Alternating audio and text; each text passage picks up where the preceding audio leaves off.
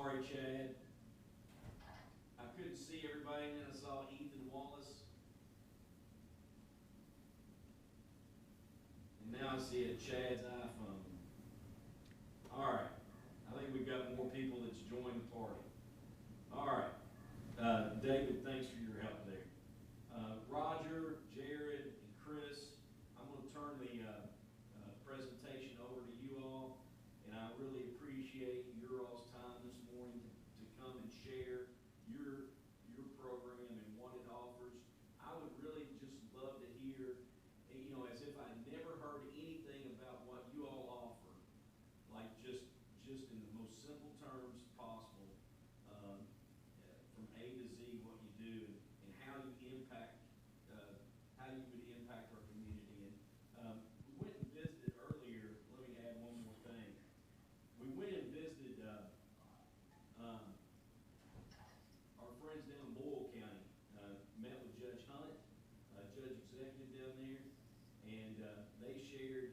They had several community partners there when we went and met with them, along with the Shepherd's House team, and they shared their experience, and it was very, very positive reference, and I really appreciated getting to go down there and hear from my colleague Judge Hunt on how the program had impacted the whole community. But it takes an effort from everybody in that community, it seems like, to make it the most effective possible. I'm going to turn it over to you all and let you all talk. Thanks, Roger, Chris, and Jared for being here.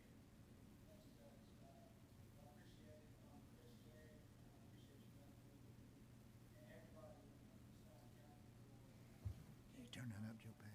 Can you turn the volume up? Thank you.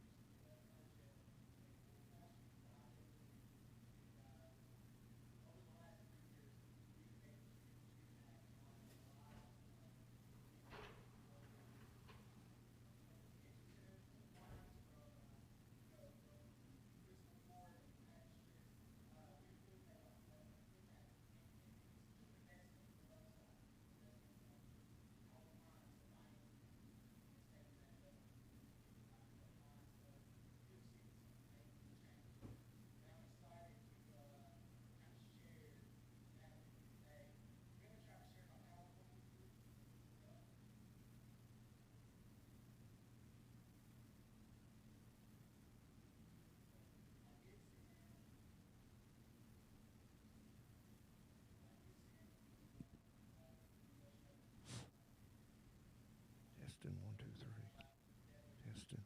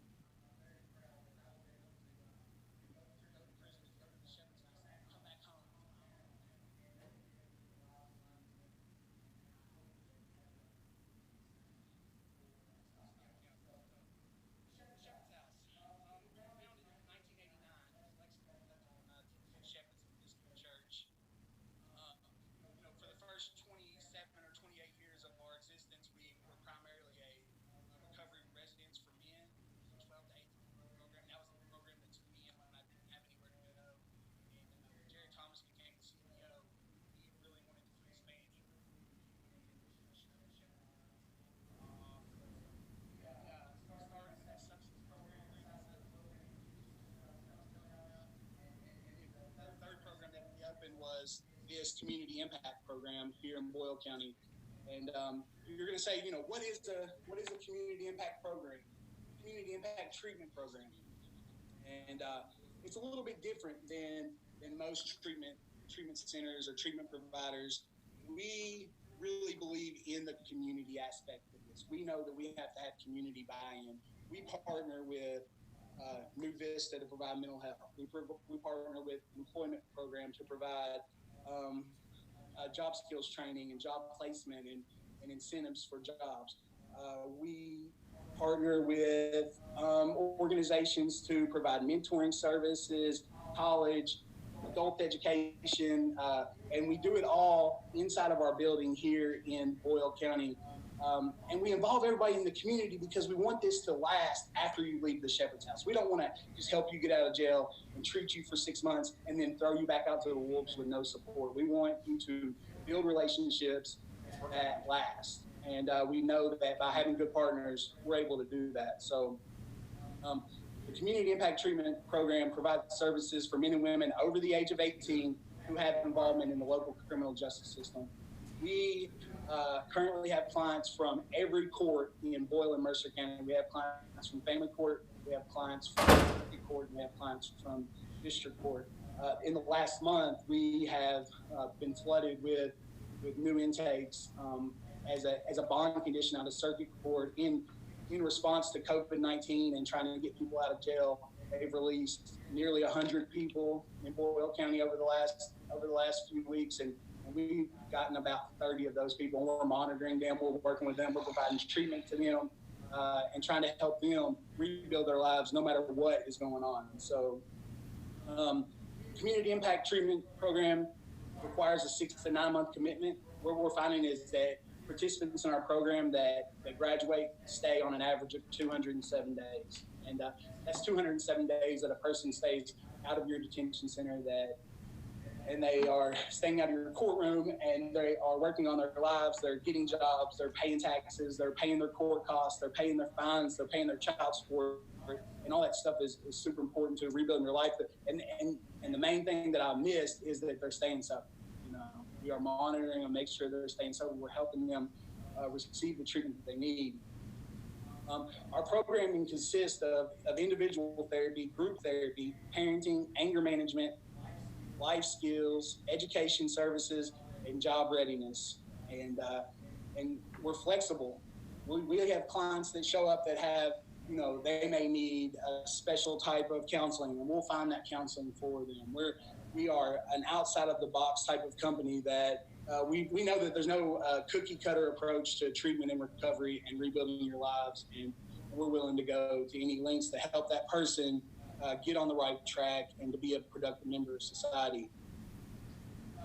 We're set up in a phase type of program. So while you're here for 6 to 9 months, you progress through phases.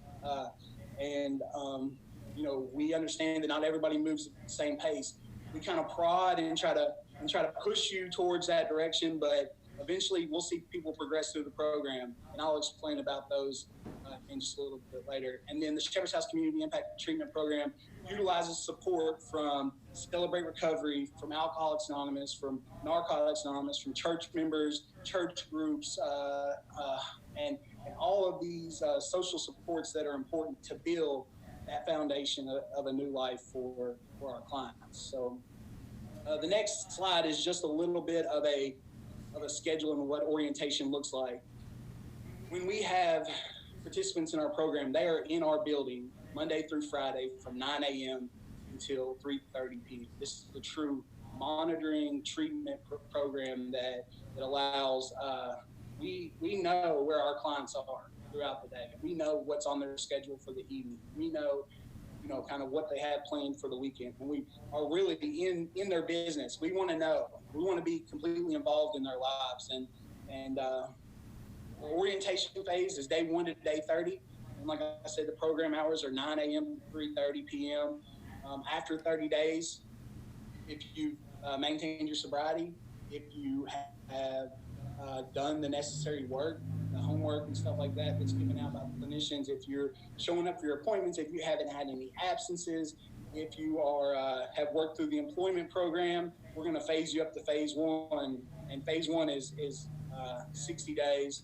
It's from day 31 to day 90, and the program hours of that are 9 a.m. to 2 p.m. And we begin to reduce a little bit of the hours because we know that these people are showing some responsibility, that they're showing some buy-in to the program. Phase 3 is day 151 to day 180, and this is that part where it's sink or swim, right? And this is the part where people begin to really get jobs, and they are out there working and trying to live their lives and maintain support and see if what they've done in the first few phases is really going to work for them.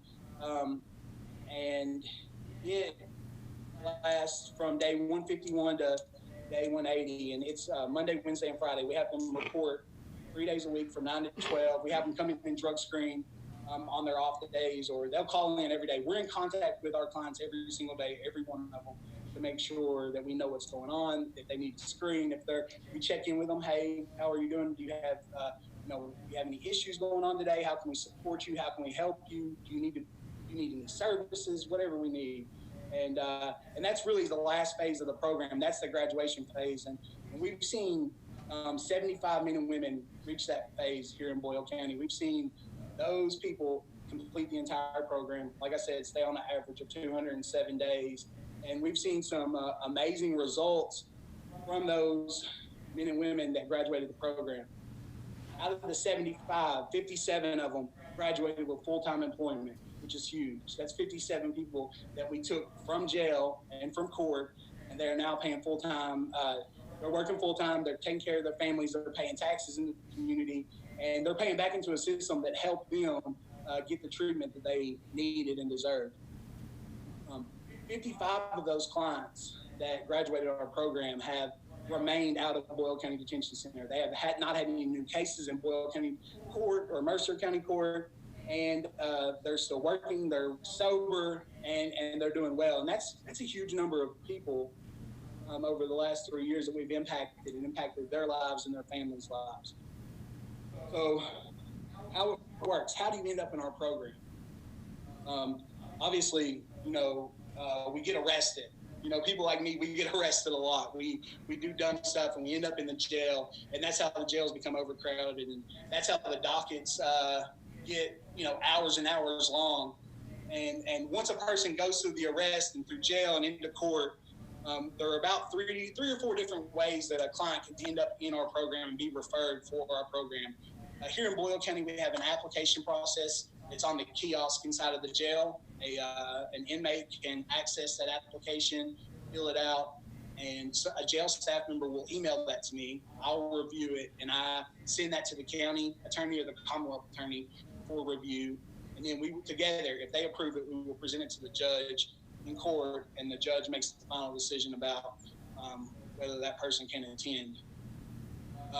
We started as a program that only takes people who are serving county time. And and we were flooded at the time with people that were serving county time, and that was really where we needed to make the impact. But over the last 3 years, we've developed different ways to get into the program. Our new county attorney, Chris Herron, and his partner, Patrick Barsati, they have started doing a lot of rocket docket deals, utilizing that to keep people out of jail, to get them into treatment, and offering pretrial diversions or offering diversions and stuff like that. Reduced sentences, keeping some charges misdemeanors instead of felonies, and we're seeing success there. Like I said, final sentence clients are eligible for our program, county inmates that are final sentence. And then we're doing a lot of bond agreements now, partnering with pretrial services here in Boyle and Mercer County to monitor, to test, to provide treatment, and to provide access to all of our partners' services that a person would need. And we hope, we've really just started that in just the last little bit, but we're excited to be able to do that and work with Circuit Court and work with Judge Peckler here in Boyle and Mercer County to make that change and to help people change their lives. So I'm talking really fast. Do I have any questions so far? Anybody? Any questions from anybody on the court or anyone else for that matter? Judge Phelps, Sharon. All right. So the criteria for admission into our community impact treatment program is you must be involved in the criminal justice system in Boyle or Scott County, Circuit District, family courts. We really have a passion for people in family court. We know a lot of times those people don't necessarily end up in jail from family court, but they end up in jail from district and circuit court. We want to help those folks navigate their treatment plans. Mary Phelps had a question about how are we funded? Do we do private insurance? And that's a great question. We are funded in Boyle County. We're funded through the fiscal courts of Boyle and Mercer County. We do not bill Medicaid or insurance. We do not do any of that here in our program. We offer. Jared can better explain, or Chris, a lot of the funding and finances of the I'll do funding for you, Roger. So here's what we did. The one thing that's really important is you notice that it's called a day reporting program and not an IOP. An IOP or a PHP is an intensive outpatient program. A PHP is a partial hospitalization program. People are billing Medicaid. The thing that happened with IOPs, they were originally designed for people that had a drug and alcohol problem in its early stages. But what happened is insurance companies began to only pay for IOPs and PHPs. So if you've been a heroin addict for 15 years, you get put in an IOP. So that's 6 weeks of treatment, 3 hours of an evening. Well, they usually won't work. So with day reporting, our goal was to treat the whole person and partner with other people. So we do bill Medicaid, just not through the Shepherd's House. And here's what I'm saying. So we're being funded through the county, and we're handling your day-to-day. We're kind of like a probation officer. We're kind of like a case manager. We're kind of like a treatment center. We're a little bit of everything. But when you present with a co-occurring disorder, so you're a drug addict, but you're also bipolar, we'll send you to New Vesta to get help with your bipolar, but we'll actually do it out of our office because we give New Vista office space in our building. We give adult education office space in our building. We give the employment service office space. So it's kind of like a YMCA for drug addicts. And what happens is it ends up being a community outreach program, which means when a mother needs help with her child, she calls up there. Now that person may not be in the criminal justice system, but they can still come to our building and meet with New Vista because they're bipolar. They can still come to our building and do an assessment, and we can make a recommendation for what kind of treatment. So what we do is, and what's important with us, and a perfect example is Roger got overrun the last 2 weeks because jails released nonviolent offenders because of COVID-19. So that ran our numbers up. But we didn't change our billing because everybody's in a pinch right now. So we leave our billing the same, and we just treated those people for free. The reason we do that is because we're in the community and we're trying to actually help the community. So when you see something with an intensive outpatient program, you'll see that they bill Medicaid until they can't bill Medicaid anymore, and then they're done with the client. That's not the case with us. Not that there's anything wrong with intensive outpatient and billing Medicaid. Heck, that's what you're supposed to do. But you also, like, and I have a football background, every championship team I ever played on, there's a buy-in. You're going to have to believe in what the coach is doing, and the coach is going to have to believe in what the players are doing. So what we're looking for with the community and with these clients is a buy-in. You know, and when you get that buy-in and you get yourself involved in their life, then that's where you'll see the results. So when the community believes in the program and you and the clients believe in the community, then you start to see the real results.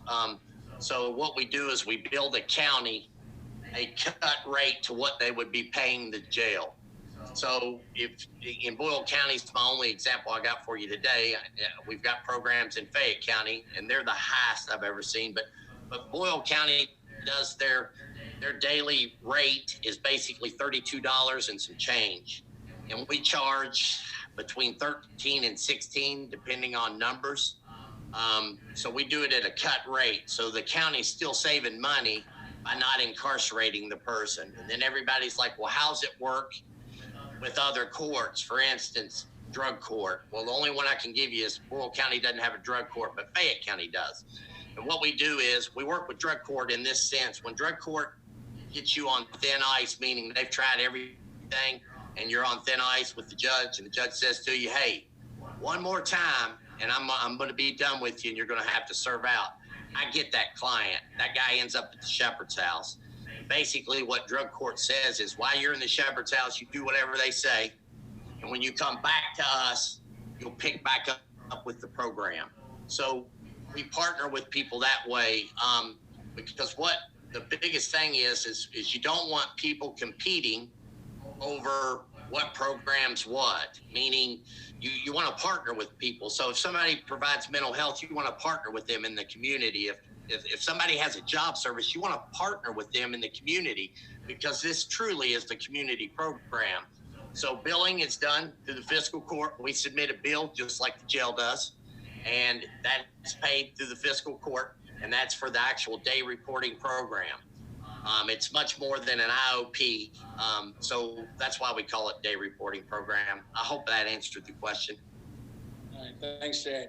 All right, so, to kind of highlight some of our partners, and I hope, that I've been able to highlight the impact and the benefits of this program.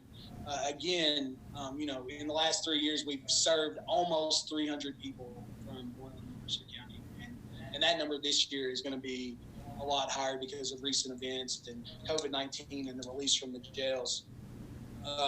We really believe in serving the community. We really believe in making a difference in the community, and we try to instill that in our clients. And we get out and we do community service. So our clients work at food banks, at animal shelters. They clean up parks. They participate in. We have the Perryville state battlefield, state park here. And we go out there and we mow and we clean that. We maintain, because we're trying to pay our debt back to the community for stuff that we've done in the past, or for allowing us to get out of jail and come to this program. So we do that. We get involved in community service. We monitor that. We make sure that it's getting done. And in the first 2 years, we participated in over 1,000 hours of community service. I was sitting in group one day with the clients, and we're talking to them, and I'm talking to them about a friend that had passed away, and this is where the buy-in comes. This is where people begin to change, and we're talking about a friend that had passed away, and we're talking about going to his funeral and seeing his son there, and I wondered out loud, and I even wondered this to Jared at one point. I talked to him about it. I said, who's going to teach that kid to ride a bicycle? And my clients, they said, hey, why don't we give some bicycles away? He's like, Jared said, why don't you teach that kid how to ride a bicycle? And our clients started a bicycle drive for kids in our community. And over the last 2 years, we've given away almost 150 bicycles.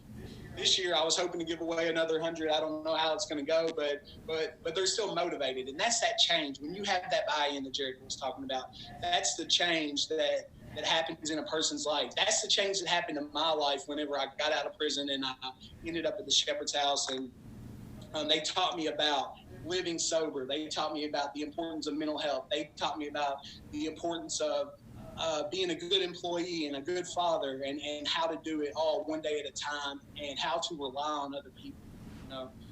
And we really, truly rely on other people. We know that this is not something that we can do alone.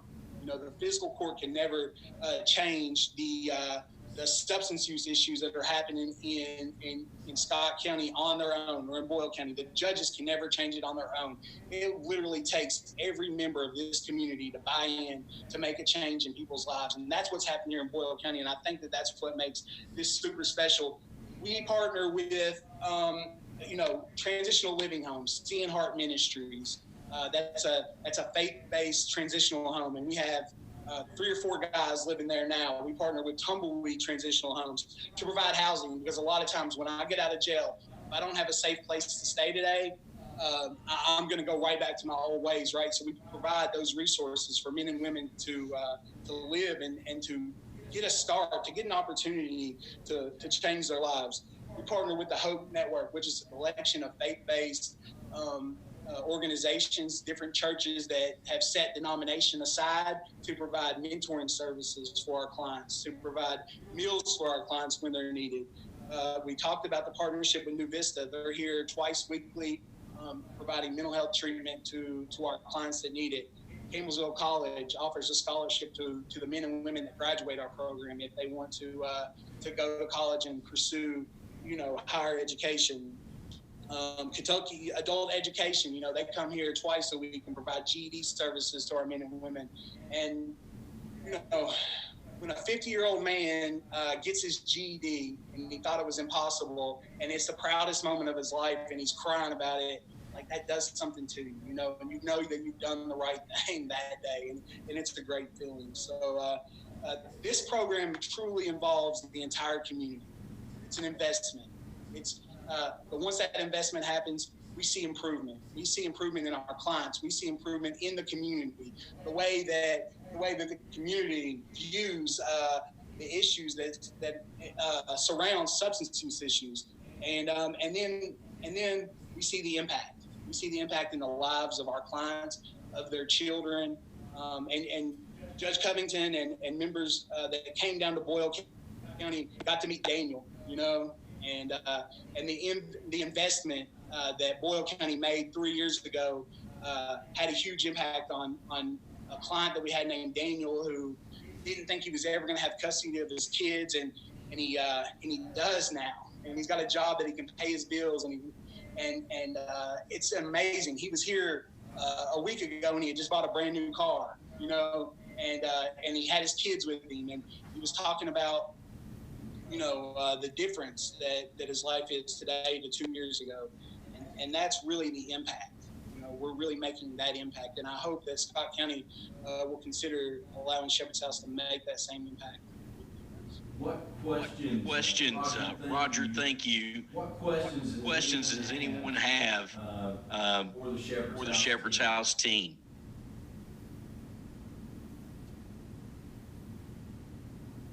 I guess I would have some questions on the type of facility and where this facility and all that stuff would be.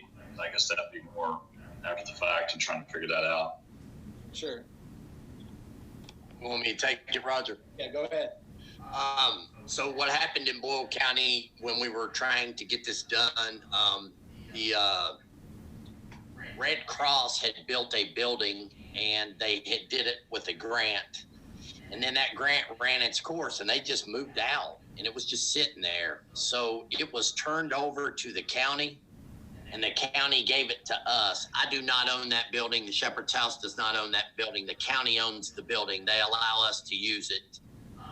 So that just worked out that way. Not every community has buildings to put you in, but if you do have a building to put us in, we'll take it, and then we'll use our guys that are in the program to fix it up, meaning The Red Cross building was a good building to begin with, but it needed repainted.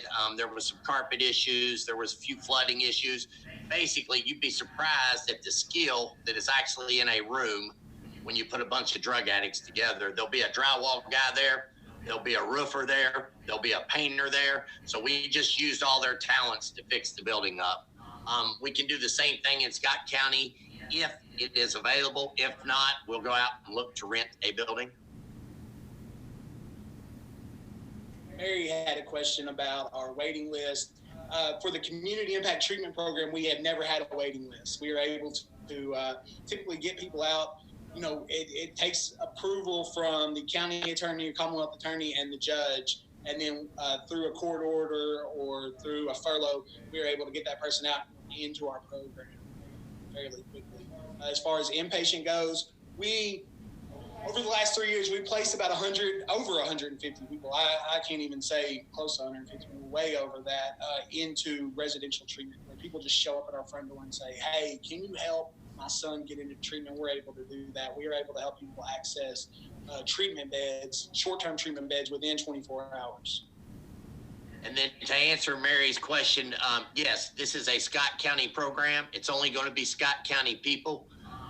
And Scott County can use it. And then speaking to Mary as well, because she knows the Shepherd's House well, our waiting list is down in Lexington, Kentucky. We have 3 buildings. We serve about 37 clients, and it takes you about 6 months to get into the Shepherd's House. I've actually watched guys die on my waiting list, and I hate that. And I wish I had more buildings, but I don't. But this is a different program now. That does not mean you can't start in the Scott County program and you can't get yourself together, that we won't stick you in the sober living down in Lexington. And what Roger does is his guys get to go to the front of the list, if that makes sense. If you're in this, for instance, if Roger has somebody that needs sober living in Boyle County, they go to the front of the list. Same thing we'll do with Scott County. What we ultimately want to do is do sober living in those communities as well. That's easier said than done because of zoning issues. But one thing that's changing out there, and I love it, is they're starting to hold sober living places accountable, which they should, which means a landlord can't rent a 1,400 square foot building and stick 16 drug addicts in there at $100 a week and give them no treatment. That's not fair. So the one thing that's about to happen with sober living is they're going to all have to be accredited through sober living programming, and we're already ready to go with that, because we already have staff on hand and we already provide treatment. So that's a great question. But no, those people that are participating in Scott County will be from Scott County. It is a Scott County community program. Can I ask you, Jared, to share just how the mechanics would work on if we had inmates in the Scott County Detention Center that would qualify for the state substance abuse program, I guess PSAP, and just share just a little bit about what you're doing in Grant County with their detention center and how potential collaboration between our program and in our community could work with the Grant County Detention Center program, and then they could transition back here to the day reporting program. Could you just give us a short version of that? And then if there's no other questions, we've been going about 45 minutes. We'll wrap up with the Shepherd's House, and then we have any other questions, we can certainly get back with you all. So if you could do that for me, Jared, that'd be great. Okay, so that's the PSAP's one of the most underutilized things that are available to a community, a judge, and a county attorney. Basically, what you're doing is you're taking a county inmate off the county's dime and you're putting it on the state. So if you've got a person that's doing county time that comes in front of you for a county charge, you can put them in a PSAP program, which means they'll go into the Grant County Jail, participate in the 6-month SAP program, and the state will pay for that. And then they will return to your community and then participate in the day reporting program. Now, the one thing that I do want to say that Judge Phelps and the other judges on the call will understand, lawyers also know how much time a county inmate's about to get, and they may say to their inmate, hey, you're going to do 30 days in jail, or you can go do that 6-month program. Well, a lot of times they'll pick the 30 days in jail. So that does come up. However, that's a wonderful tool to use, and Grant County and the Department of Corrections is willing to allow Scott County clients to feed into the Grant County Jail and do their SAT program and then return to their community and complete day reporting. And from my understanding, correct me if I'm wrong, the state of Kentucky pays for the PSAP program. The daily. Can you share about that? Yeah, what happens is all the SAT programs, and I think there's 27, maybe 29 now in the state of Kentucky, all the SAT programs are funded through grants. So they're paid at $9 a day for people participating in the program, and that's funded by the state through grant money. That's allotted as a line item. So that's how you come off the county's dime. If John Smith is over at the Scott County Jail, it costs whatever it costs for you guys to house somebody for the day. If they're in Grant County's jail, the state's paying that. Okay. Anyone have any other questions? Otherwise, we'll transition from the Shepherd's House program to our other program presentation. Jared, Chris, and Roger, thank you so much. I think it's been very informative. And I've shared all the documentation that you have shared. I've shared it all with the court by email. Appreciate it greatly. So you all will step out. We'll have the other group join us. Thank you all so much. Thank you.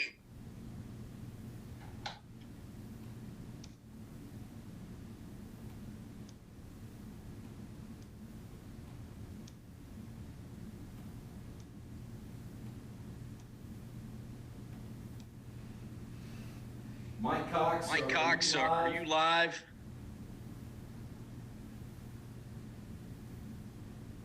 I'm alive and kicking. Hey, we appreciate you joining. I'd like to ask anybody that just joined to go ahead and mute your mic. Mike, you can unmute yours. Yeah, I just muted it for a second. I know that echoing drives people. That's quite all right. But you all let me just turn it over to Mr. Cox. And anybody else from the Isaiah, whoever's going to be doing your presentation there with the Isaiah House.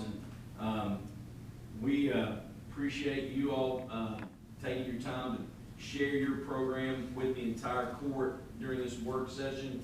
I see Kevin just came in. We have met with representatives, I myself, and I think Rick Hostetler, members of our capital campaign committee, and Rand Marshall's also met with representatives of the Isaiah House, and really appreciate you all taking the time to share what your program would do here in Scott County. I think you called it the New Dawn program, and if you would just share exactly what you all are proposing and walk us through it, we would really appreciate that expertise and time. Okay, I appreciate the opportunity to talk with you all about just partnering together to save lives and restore families. And we know that we're all taken back right now by the COVID-19 pandemic, but there's still another pandemic that continues to sweep our state and nation called addiction, and it takes a lot of men and women every day, and taxes our healthcare system, our legal system, certainly from a family standpoint, incarcerated.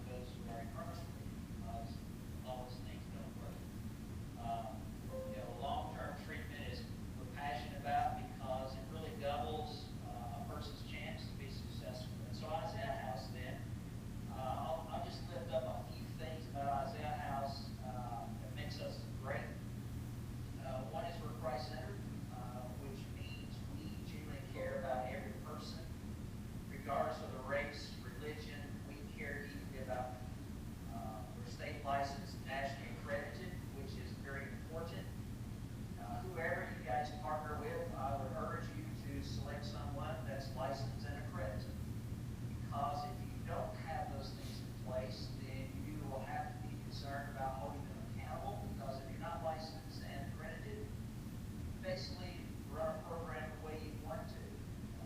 Have very minimal service provision.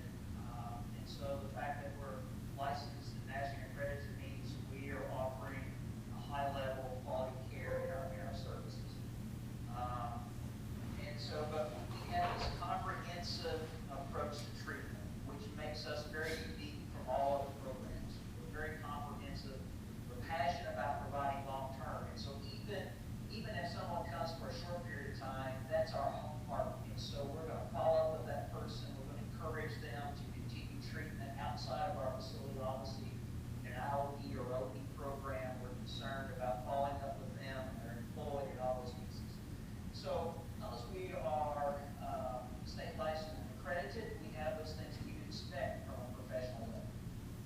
We have professional clinical, medical services, target case management, peer support services. But in addition to all those things, we offer free GED and post-secondary education, including both an academic and a vocational track. We offer job skills training, full-time employment, transportation, recovery, housing. So it's, again, this very comprehensive approach that, we're kind of like State Farm commercial. We know a thing or two because we've seen a thing or two. That house has been in existence since 1999, incorporated back in 2001. And we certainly know that all of these pieces are just critical to reduce recidivism rates for someone to be very successful in recovery and in life. Helping them become a productive citizen, helping them to do well in life. So we have all levels of care. We have clinically managed detox. We have residential level of care, intensive outpatient, partial hospitalization, intensive outpatient, and outpatient levels of care. So we provide a full continuity of services. And so if someone enters a program on an outpatient basis and they are not successful with that level of care, you can easily bump them up into a higher level of care, greater intensity of services, in order for them to be successful. So we're not a fractured program. We have a full continuum of care. We're also able to accommodate, because of our medical staff, medication-assisted treatment for those that, you look at their use of their history, the amount of drugs and different types of drugs, the severity of their key withdrawal. We can offer medication-assisted treatment for those clients. And so really Isaiah House allows people the time they need to make lasting change. And you might wonder why all providers aren't the same. Why are not all treatment providers offering all those comprehensive services? Why aren't they all providing long-term treatment? Well, the answer simply is, individual care by licensed professionals and all the wraparound services that we provide is expensive, and insurance companies will not pay for it, and most people can't afford it. And so, Isaiah House, we're trying to diversify our income streams, be it through some other ventures, certainly through increasing our donor base, so that we can provide a full wraparound services and opportunities to our clients. So that's a real brief bird's eye view of our passion. Comprehensive approach. We're passionate about, just providing answers for all the barriers for someone to be successful. Obviously, big pieces of that are job skills training, employment, transportation. I know some of you may be aware we have entered a partnership with Kentucky Career Center and Toyota 2 Show there in Georgetown. And Toyota 2 Show has provided us a brand new van to transport people in recovery to their place of employment. We hope to partner with other employees in Scott County to be able to offer the same opportunity. Toyota 2 Show has already said as soon as you fill up that van, we'll give you another.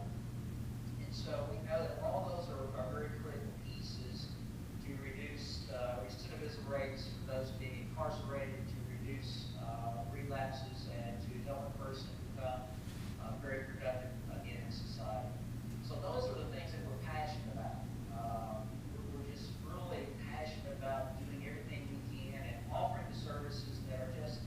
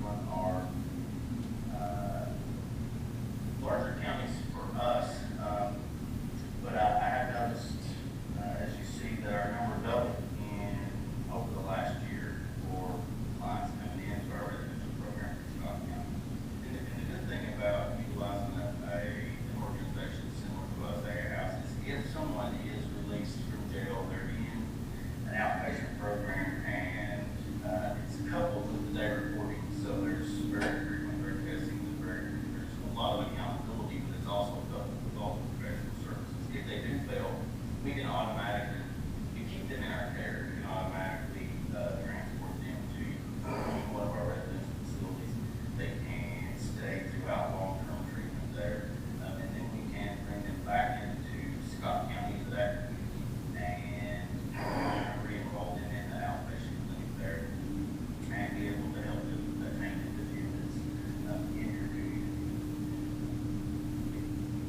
At times, it's not best for some people to return to their community, and that's just a decision that based on the treatment team and clients. We don't want to steal your community members and be located in. Just keep in mind that occasionally our guys prefer not to go back and they will stay in one of our recovery homes for a year to 2 years after they you go through the employees, the qualifications, all that's cut and dry. About 2/3 of that is what's required between state licensure and national accreditation card. Some of the other points are just our due diligence and have the best staff we can possibly have. Services and programming, that section is relatively straightforward. Just keep in mind that it's all individualized. There will be general parameters.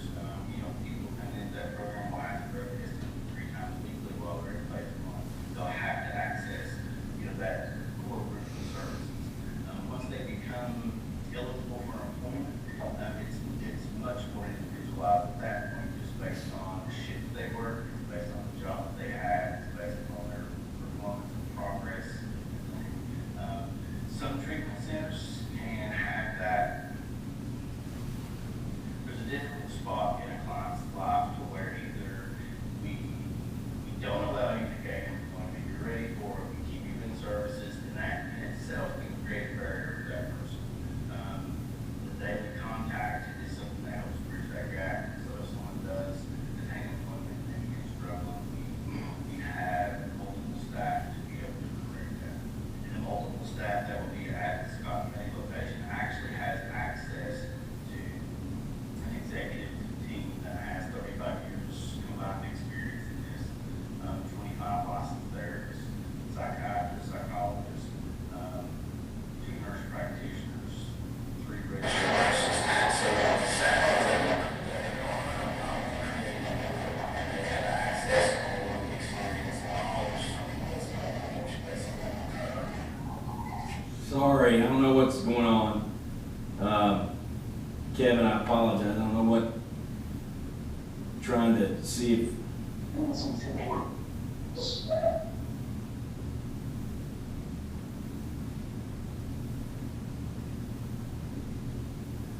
Kevin?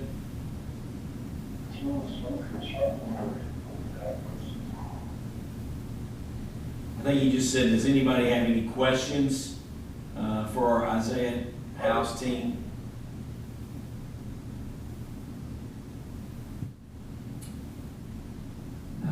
Mike Cox or Spring or anybody from the Isaiah House team? Joe? Yes. Judge, I did have a question that typed out regarding what are the criteria used to find the location within Scott County? Is it residential housing? Is it looking for a location that can be turned into a multiple, occupant facility? How does that work?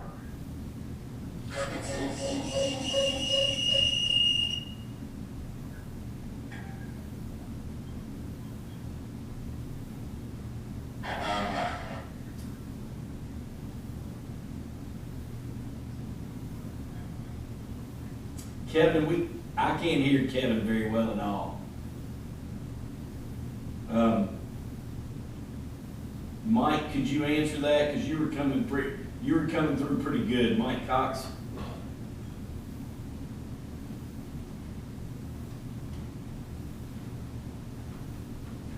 How about that? Can you hear that? Oh, it's perfect for me. Everybody give me a thumbs up.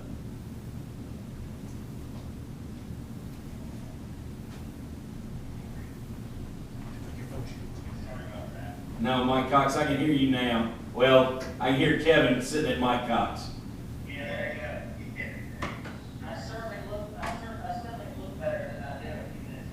I'm not sure where. Well, David, David Livingston, would you ask your question again? Basically, the gist of the question is, how does the program go about selecting a location for the treatment in Scott County? The location in Scott County, the primary goal is just to find a place that we can have several offices within one location.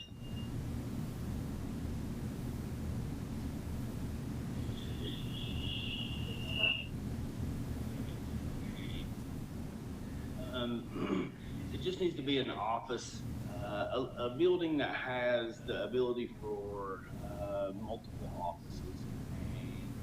At least one large group room, preferably two. This wouldn't be a residential location. We wouldn't actually house clients at this office. There would be a goal to find some recovery housing, some transitional living housing out in the county as we grew the program, and there was a client base, and we identified the need for guys coming out of incarceration to have more productive environment to live in. When we look for locations, we look for a hospital, we look for employment, and we look for opportunities for education. But yeah, just a building. You can flip through the proposal. See what we propose to have supply for the building, and that gives you an idea of how many square feet, 2,500 square feet, right?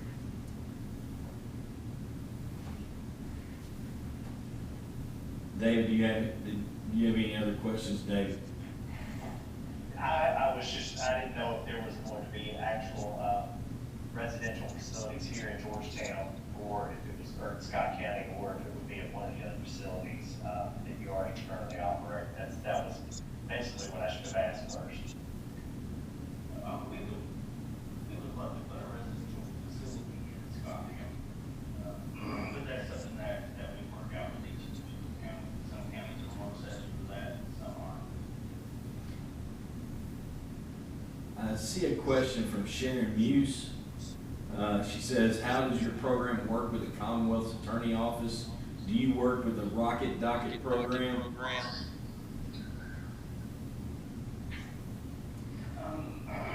I can't say that we currently work with the Rocket Docket program. I know that one of our goals over the last 6 months is to establish one of the things we would like to do is be much more involved in pre-trial and They're going through pre-trial. We would like to make that a point of contact to where if they do have drug-related charges, they do have a history of substance use, that we would actually intervene there and be able to work with that particular person while they're going through their court proceedings. But as far as working directly with a Rocket Docket program, I can't say that we do. Okay. What about we've been in discussion with Grant County Judge Deals about the possibility of sending individuals that qualify for the state substance abuse program. Grant County Detention Center, where they're going to offer an in-house state substance abuse program facility. If we had individuals that went there, they can still transition out of that program to an Isaiah House New Dawn program as well. Tell me how that would dovetail and work together. Actually, that's an ideal way to work with people that are coming from an incarceration status to the community. We love people that are receiving SAP while in jail. We love that opportunity. The problem that we face is if they're not immediately admitted into a program that can provide wraparound services and help to remove the additional barriers, it's real easy for someone coming out of staff to, have difficulties finding employment, have difficulties finding transportation to that job, have difficulty accessing resources in that community. So our goal would be to work hand in hand with the reentry person at that location, where they're brought straight into our program. We provide those services instead of staying prepared to have, 2-4 weeks, between the time that they're released and the time that they're actually have.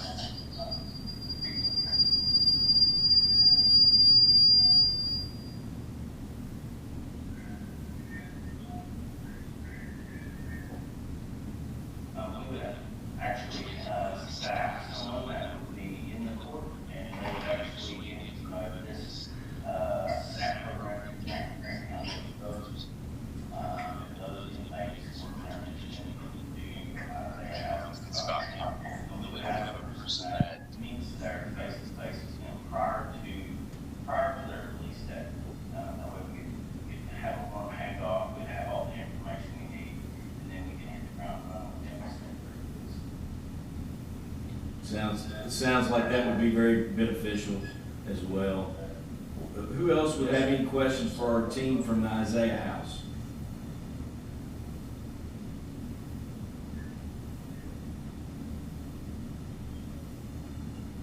Alvin?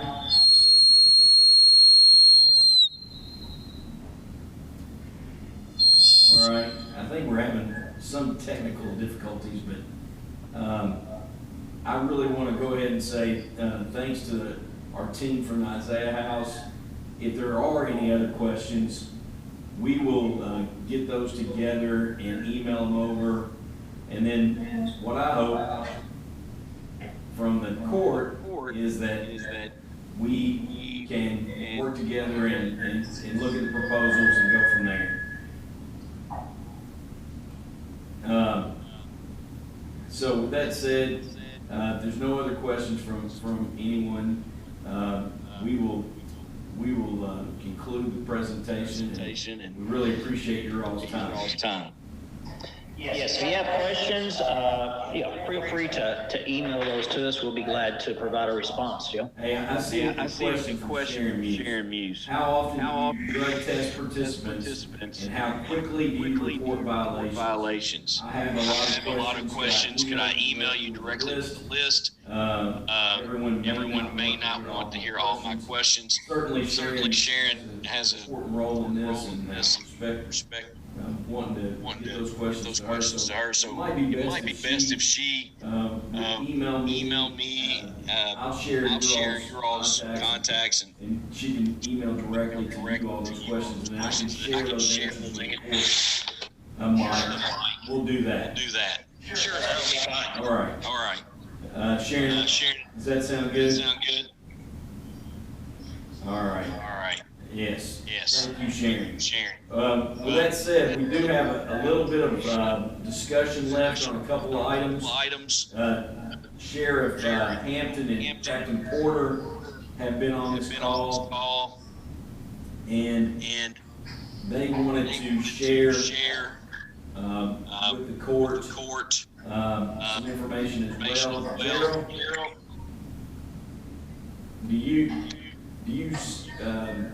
are you there, Gerald?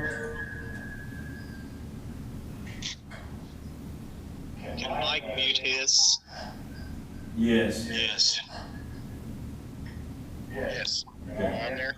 Gerald, I heard you well. Okay. We have hopefully passed out to all of you grant proposal that we have come across. The grant would be to purchase 2 portable, they are speed trailers, basically with license plate readers built into the back of them that look very similar to the speed trailers that we have now, except in this case, they would have license plate readers on the back that we can use to track for stolen vehicles, vehicles that we marked as potential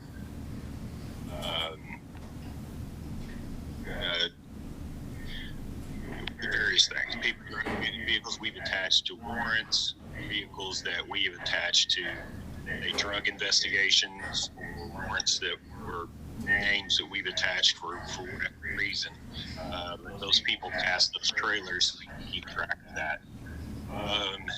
They're portable like our speed trailer in the fact that we can move them all over the county. Same kind of thing. If we feel like we're having a lot of thefts in one particular area, we can set the speed trailer up in that area and have a record of all the vehicles that come in and out of that area. Anyway, this grant, we're in the process of applying for it. It is a 100% match grant, as you can see, I think, through your paperwork. What it comes down to is we have to have a resolution in place that the county will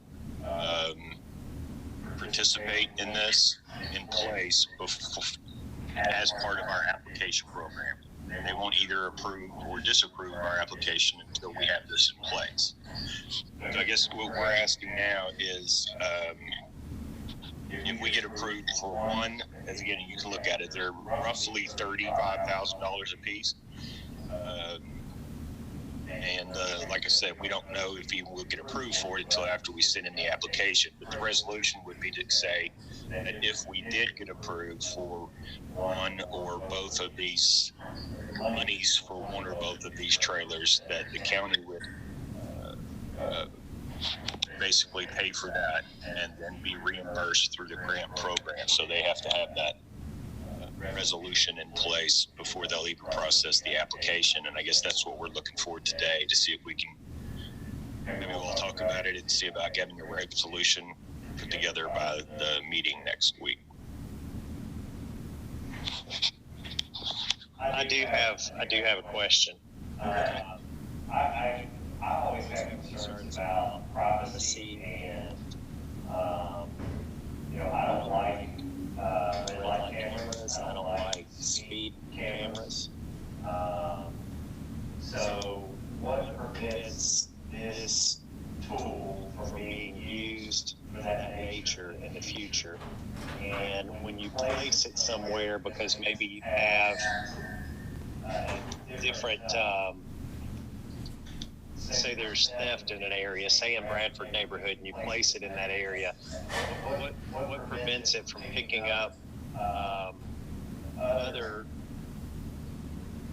filming or whatever that is, people will complain about an invasion of privacy?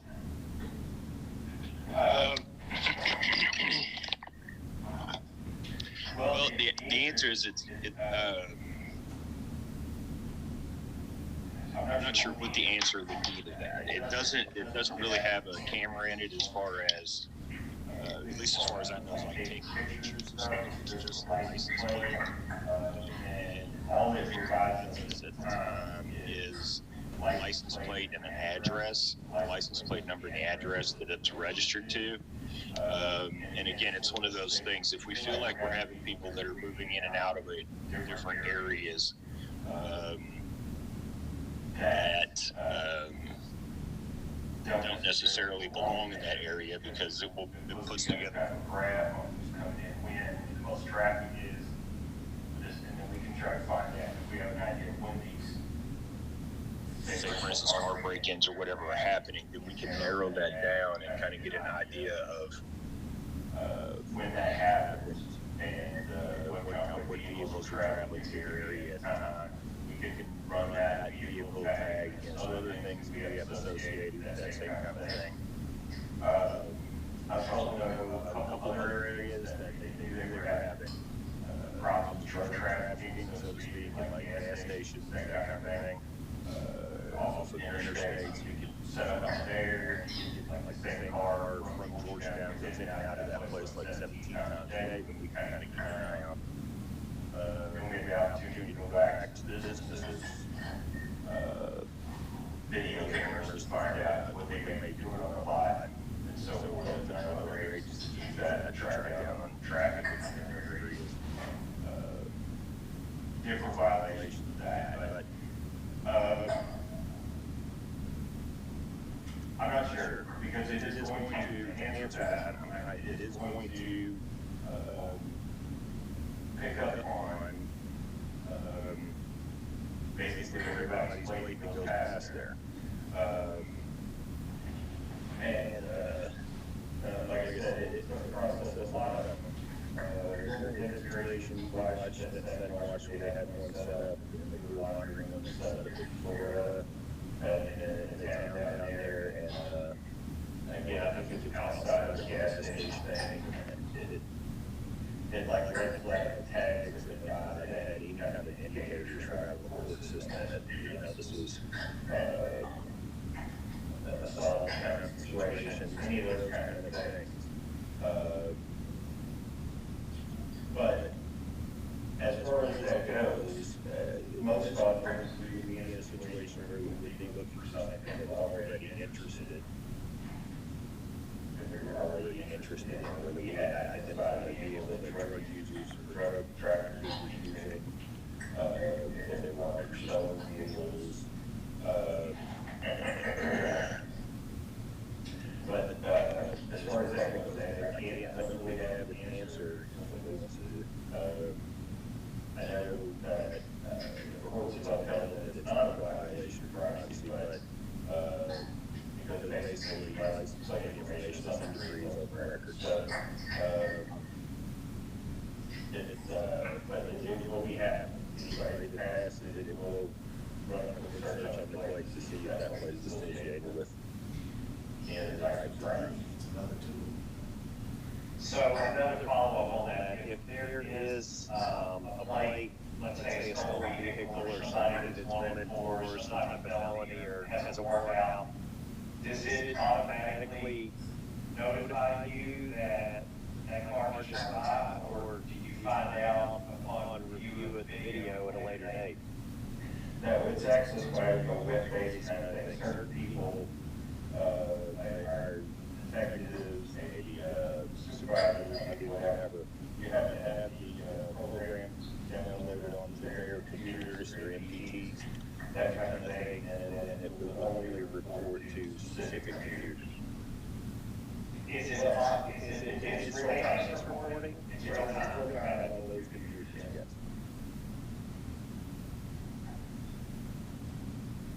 Any other questions for Captain Porter? One other question, sorry. So would this be, would there be someone on every ship that would have access to this computer that would notify them in real time? Yes, at least one. Because it's not a usage thing. Once we merge it into it, we could theoretically put it on as many computers as we wanted to without any extra charging. What's the cost to, I know the cost is $35,000 a sign, but is there any kind of monthly fee, annual fee, contract? As far as I remember on that, and I will check out for sure and let you know next day or so, but the best I can remember on that is all inclusive.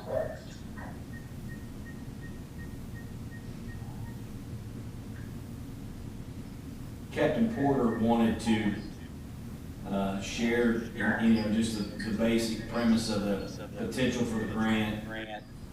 We'll get more information out to you by email, and then maybe if you have questions, you can reach out to Captain Porter or Rand, and then when we come back to our regularly scheduled meeting next Friday, I believe, we can have more discussion and topic and go from there. Yeah, that's right. When's the grant date? It says that they're requesting that we have a resolution in place by the 10th of April, but as long as we can show that there is discussion going on as far as a resolution, they can delay that or hold our place, I think, for up to 2 more weeks. Any other questions or comments? Thanks, Captain Porter.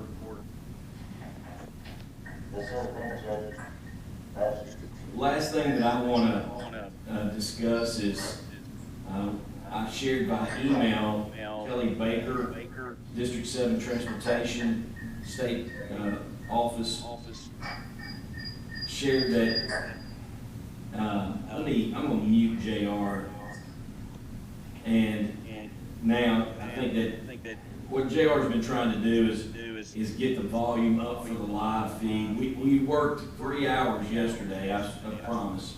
And we thought we had this fixed where this would be live streamed straight from my computer. Obviously that did not work, and JR was the backup. So anyway, the State Transportation Office shared that they are not going to be able to complete the roundabout project, and they're not going to be able to complete the roundabout project, and they're proposing just putting a stop sign at Kentucky 32, and not putting anything else other than a stop sign.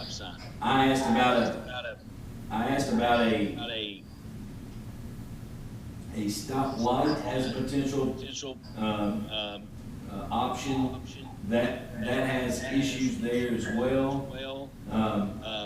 The State Transportation Office would like to go forward with the roundabout. Me just trying to see if there was any way we could move it forward.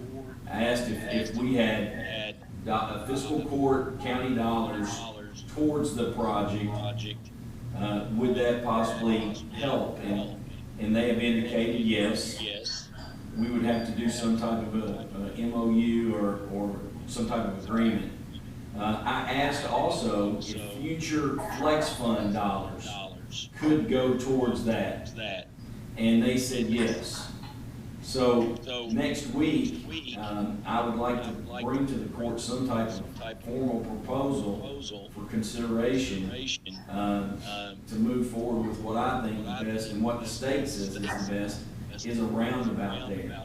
They've assured me that the radius of the roundabout would be big enough for agriculture and tractor trailer traffic. That was very important to me.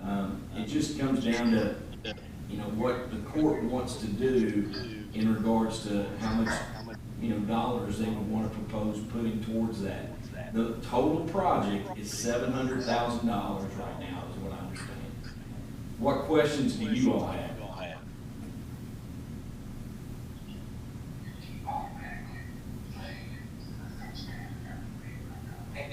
Where we at with the resolution for Midway Road, for the state to take it over? I think that's probably important to get that completed. Be sure that they're working with us on these traffic issues. Chad, I will check with Kelly Baker on that this afternoon and follow up. So $700,000 for the whole project, they're not going to do. But we don't know how much they're asking for us to how much would we have to pay to go forward? They have not,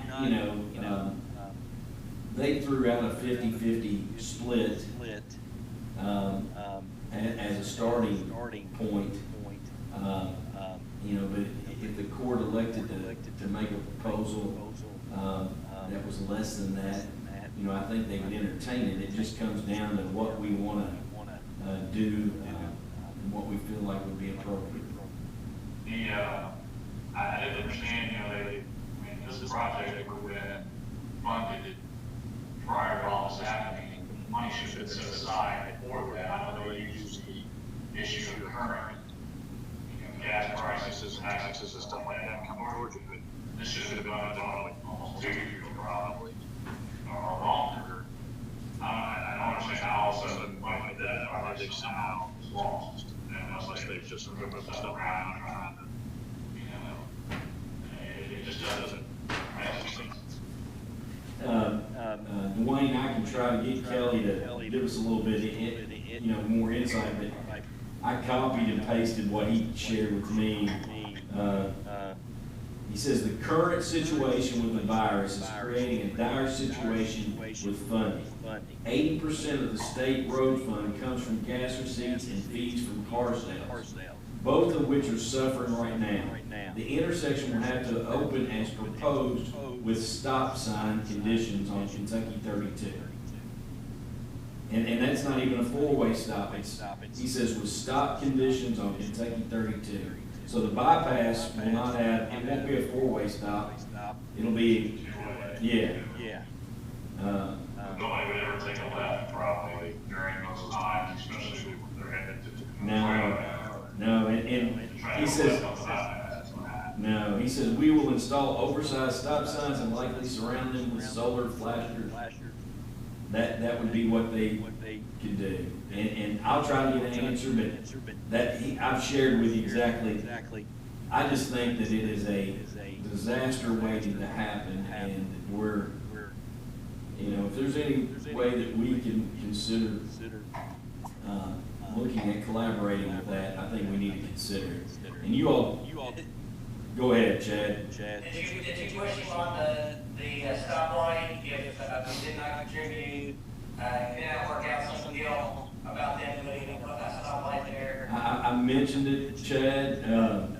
He felt like the stoplight there would have issues as well, safety issues. I can go back to him certainly, and ask him. I can ask him to zoom in with us next week, and share. It's just a tough situation all the way around. But it still sounds to me like this should have been one, there's already been more of that, it should have been more bid. I don't understand how current issues for next year's budget, they're not using these dollars. I'll try to get the timing of that situation and share with you all. I just don't have. They're trying to arrive, I've dealt with people 1,000 times in these state projects, when they dealt with our areas, and it's always the same line. I'll certainly ask him to share that insight, so you all know, the timing. Bill, did you have something? Yeah, I think first time these things come out of our level, people paying to see it, and they will buy it every time. This time I asked them, it works for years. And now you're telling me was this close, all of a sudden we can't have it. I think that's nonsense. Well, I will ask what had been the plan for that what had been planned for that intersection, and what was in the original bypass scope of project, and then where did this roundabout come into discussion? I'll ask that. Anybody else? Does anybody else have anything for next week? Real quick, Judge. Yes. Do we know what passed? I know the 4-year road plan or the 4-year road plan passed, but do we know if that included any kind of increase in road funding there?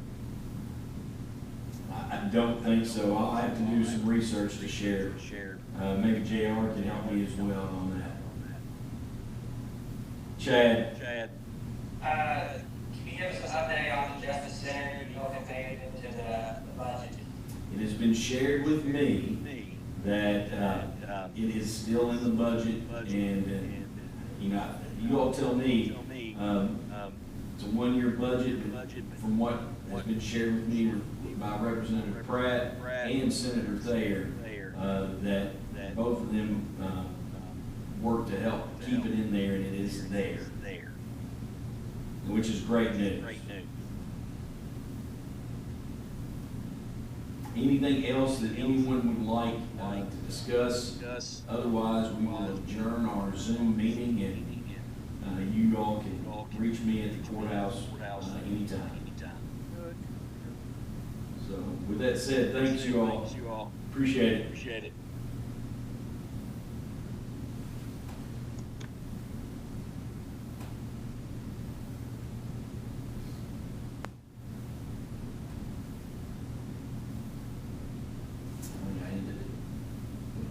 We are on Zoom. I mean, that was okay. I mean, wasn't perfect, but I tell you what, Rand, we worked 3 hours, 2.5 hours. Oh, I can't